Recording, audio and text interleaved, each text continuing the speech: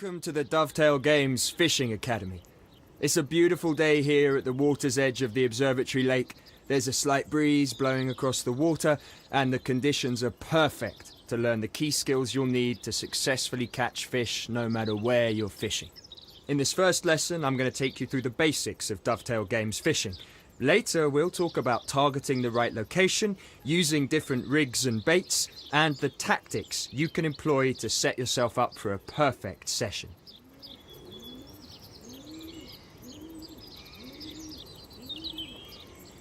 Before the lesson starts, have a walk around and get used to the controls.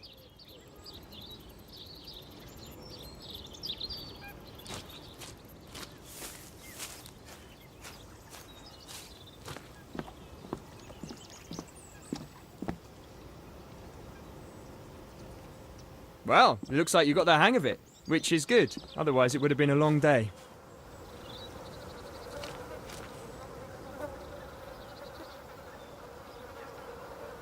We've got a number of pegs on this lake for you to set up your gear.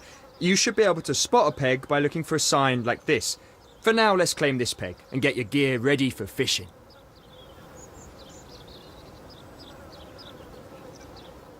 When you claim a peg, it's yours. No one else can fish from the same peg as long as your gear is in it.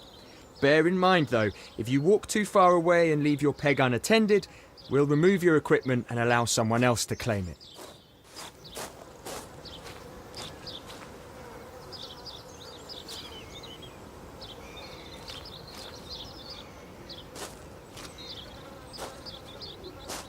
Okay, it's time to talk about your fishing tackle. Your rig and bait are just two of the tools in your arsenal to catch fish. Choosing the right rig and bait combination is essential to catching carp. When you're holding a rod, you can change your rig and bait by simply opening your inventory and choosing new ones. We'll explain how different setups work in another lesson. For now, just change your rig and bait to whatever you like the sound of.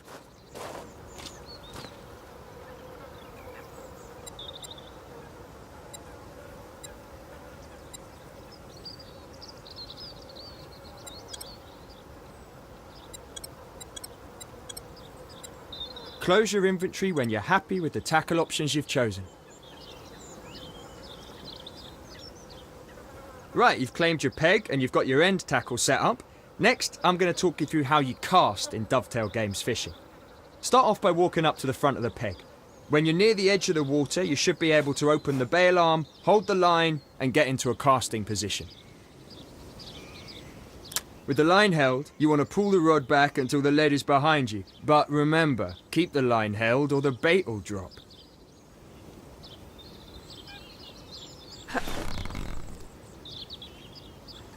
Now with the lead behind you and your arms straight, push the rod forward. This is the action you'll need to master when performing a long-range cast, so have a practice swing to get used to the motion. Okay, now you've had a bit of practice, let's try a proper cast. Again, pull the rod back until the lead is behind you. Now this time, when you push the rod forward, you want to release the line at the right time to get a decent cast. Have a go and see if you can cast over 15 metres. If you don't hit 15 metres on your first go, reel in and try again.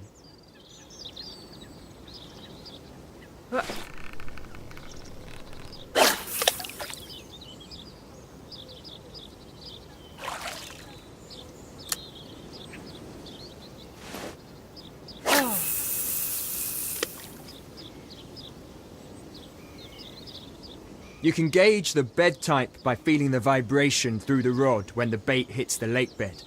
Knowing what you're fishing over is essential. You'll want to use rigs and baits that are better suited to the particular bed type.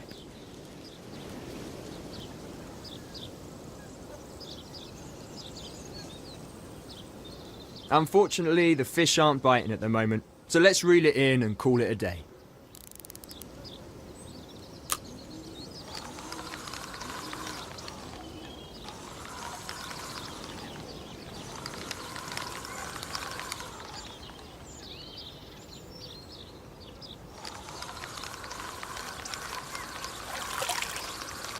Top stuff, we're all done for today.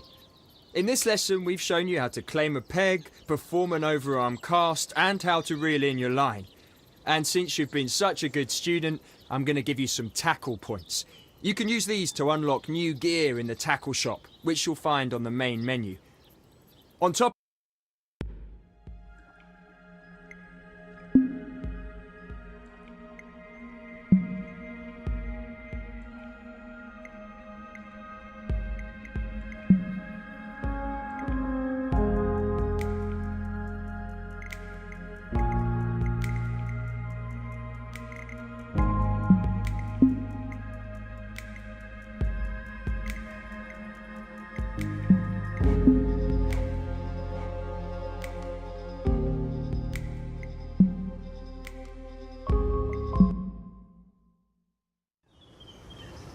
Welcome back for another lesson. I know you want to get on with things and catch big fish, but everyone has to start somewhere. And trust me, when you're on the bank with a fish on, you'll thank me for this. Grab your rod.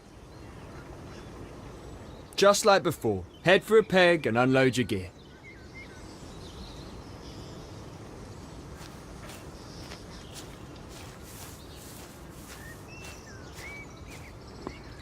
Now let's talk watercraft. Take a minute and have a look at where you're fishing from. You can see there's a decent margin on the opposite side of the lake, with some overhanging trees and some reeds. An ideal place for a carp to hang out. Almost anyone can cast a rod out and wait for the occasional fish, but it requires skill and technique to catch big fish consistently. That's where watercraft comes into play. One element of watercraft is looking for the visual cues. Keep an eye out for splashing, shows and small feeding bubbles. These all indicate that there are fish in the area, and this is where you need to be targeting. Now, it looks like there's a lot of weed over there. That'll make things harder. Weed is a fish's dream and an angler's nightmare. If you're using a bottom bait and you cast into weed, your bait will be hidden and the fish won't find it easily. It can also tangle your line and help the fish escape your hook. So, when fishing over a weed bed, try using something that sits above it. A chod rig would do the job. Don't worry if you don't have one, you can just use mine for now. But I want it back at the end of the lesson.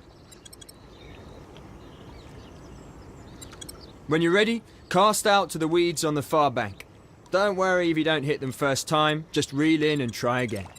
Although try not to do that too often or you might spook the fish.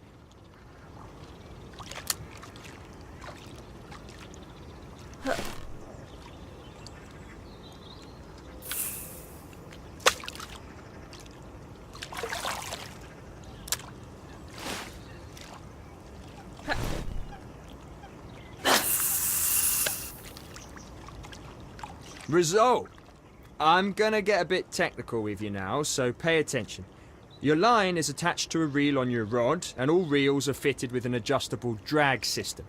The drag system is what sets how much resistance there is for the fish to pull line out from the reel. So if you set it to its lowest setting, the fish will pull the line out easily and swim further away. But if you set the drag system to its maximum, the fish won't be able to pull line from the reel at all. It's locked up and the fish is going nowhere. Let's put that into practice. Try increasing the drag on the reel to 90%.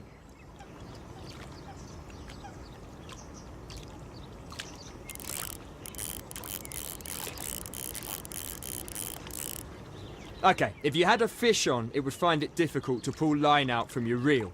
Bear in mind though, when you have your drag set this high, you're adding more tension to the line, and that could lead to losing the fish.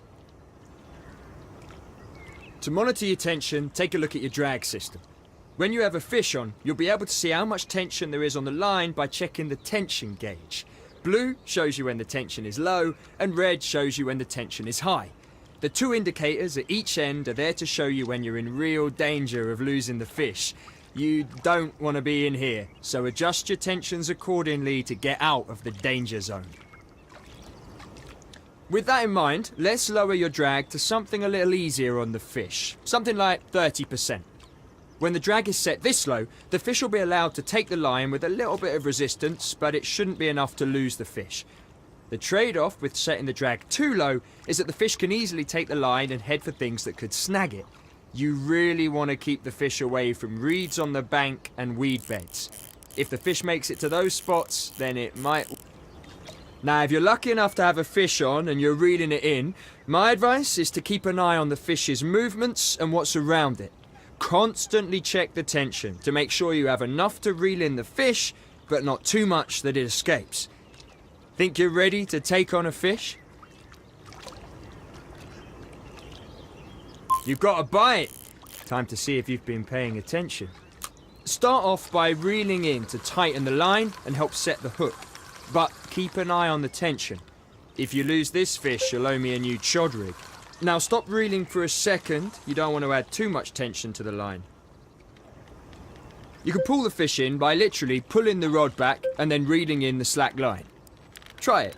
Pull the rod back over your head. See the tension on the rod? Now move the rod forward and reel in the slack line.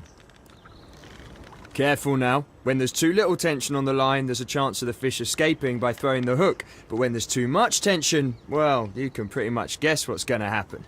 New chod rig for me. Let's get this fish close to the bank so we can net it. You can move the rod to the side if you want to pull the fish in a certain direction. That's your tactic for pulling fish away from weed beds and guiding the fish.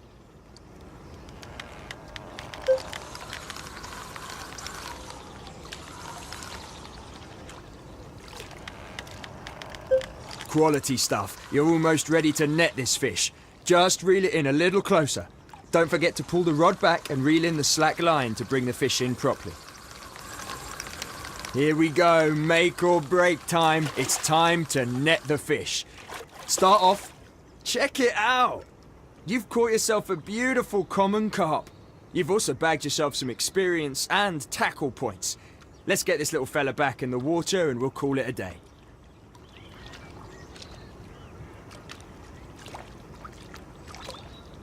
And that's it. In this lesson, we've covered how to reel in a fish, how to manage your tension, and you've even bagged yourself a quality common carp. Nice one. Thanks for listening, and I look forward to seeing you on the bank sometime.